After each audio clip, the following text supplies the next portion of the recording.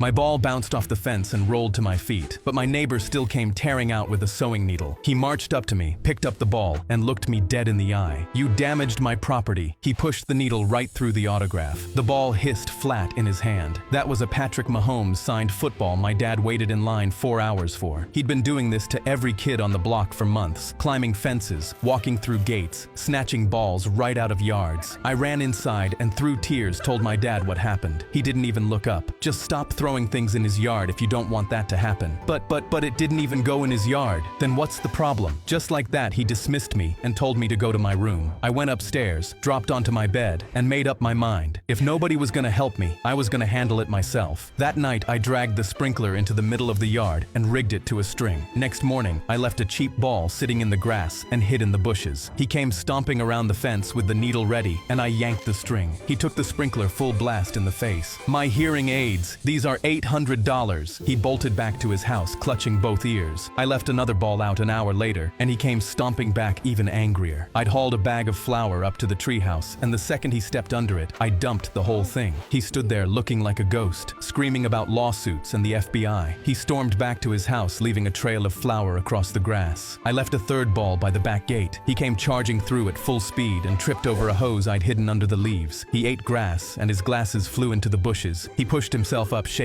"I'm calling the cops! I'm calling your mother! I'm calling the HOA!" He limped toward home, and I knew if a single adult got involved, I was done. The doorbell rang 20 minutes later. 3 kids on my porch holding popped balls. The one in front held his up. We heard. Behind them, 4 more came around the corner. By dinner, there were 12 kids in my backyard, and every dollar store rubber ball in town piled in the grass. We counted to 3, and finally gave him what he'd been screaming about all summer. 50 balls cleared that fence at once. He came tearing out his back door and ran straight into a wall of bouncing rubber. His feet went out from under him, and he hit the ground hard. He didn't get up. When he opened his eyes, he was duct taped to his own fence. 12 kids stood in a semicircle staring at him. The oldest stepped forward and crossed his arms. "You're outnumbered, Mr. Halverson," he started yelling. "I'll sue every one of your families. You're all finished. Just you." Why? I stuffed my deflated Mahomes ball into his mouth before he could finish. I'd been carrying what was left of it in my back pocket since the day he popped it, and now I'd found good use for it. The silence was wonderful. We walked away and left him there.